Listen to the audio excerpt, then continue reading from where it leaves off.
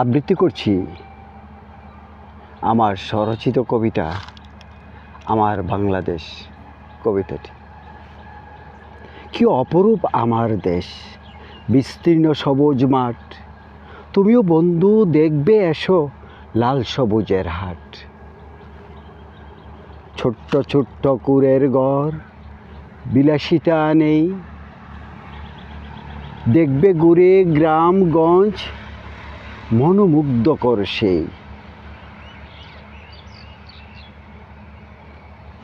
কৃষাণের ঘামে দেখবে এসো সবুজের মিষ্টি হাসি, বাতাসের দুলে ঘাসের পাপড়ি